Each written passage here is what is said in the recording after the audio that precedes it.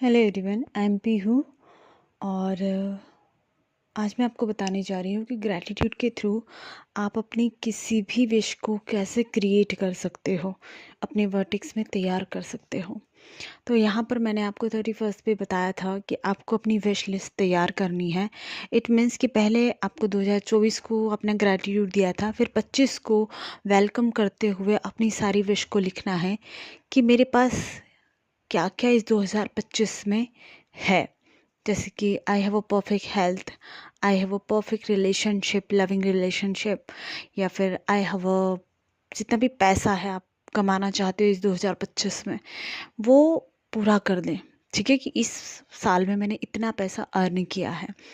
और जिस भी चीज़ को आप, जो भी जॉब करना चाहते हो, जो भी चीज़ें जहाँ भी जाना चाहते हो, उस चीज़ को लिख दिया आपने। ठीक है, आपका वो काम हो गया कि आपने डिक्लेरेशन कर दिया उस टाइम, है ना। एक तरह का वो डिक्लेरेशन है हमारा।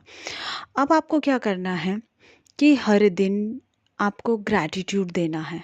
जैसे लॉ ऑफ अजप्शन में आपने सुना है कि अजप्शन के थ्रू हम अपनी विश को कैसे तैयार करते हैं। तो यहाँ भी आप अजप्शन ही लगा रहे हो, लेकिन आप ग्रैटिट्यूड के थ्रू लगा रहे हो। कोई चीज़ होती है कि भैया अज्यूम कैसे करें, काफ़ी दिक्कत होती है हमें अज्यूम करने में कि हमें इसका परफेक्ट वे पता नहीं चलता है। तो यहाँ आप जब आप ग्रैटिट्यूड दे रहे हो यूनिवर्स को ऑलरेडी किसी चीज़ के लिए, तो वो भी एक अजप्शन ही है कि आप पहले से यूनिवर्स को बोल रहे हो कि ये सारी चीज़ें मेरे पास है। तो अब आपको क्या करना है, एक डायरी लेनी है और उस डायरी को आपको इस जनवरी के मंथ में आपको पूरे मंथ यही सिर्फ लिखना है कि मेरे पास ये चीज़ है, ये है। या फिर ऐसे लिख सकते हो, थैंक यू यूनिवर्स कि मेरे पास परफेक्ट हेल्थ है, थैंक यू यूनिवर्स कि मेरे पास ये जॉब है, थैंक यू यूनिवर्स कि मेरा ये रिलेशनशिप मेरे पास है, थैंक यू यूनिवर्स कि मैंने अपनी लाइफ में इतनी ग्रोथ हासिल की है। जो भी चीज़ें हैं आपको उसको लिखते जाना है। लिख लिया, उसके बाद आपको ग्रैटिट्यूड देना है। आप अपने रूम में हो, आप अपने बाहर आपका कोई जगह हो, ऐसी कहाँ भी जहाँ आपको वो सूटेबल लगे, वहाँ पर जाके आपको यूनिवर्स को फिर ग्रैटिट्यूड देना है।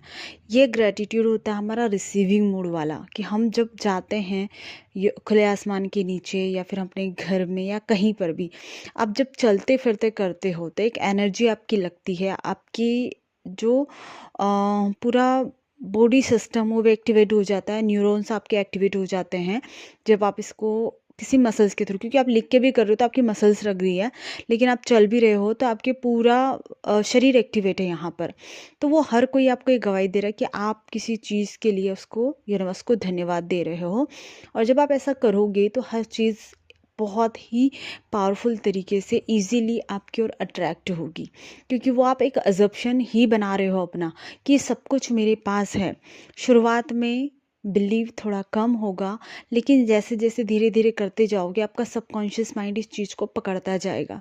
और जब आपको ये लगे कि मेरे माइंड में रिलीफ मिल रहा है, मुझे करना अच्छा लग रहा है, या इससे मुझे खुशी हो रही है, आप सोचिए, आप समझ जाइएगा कि ये आपके वर्टेक्स में तैयार हो रही हैं चीज़ें। जो कुछ भी दिया है वो सीधा यूनिवर्स के पास जा रहा है।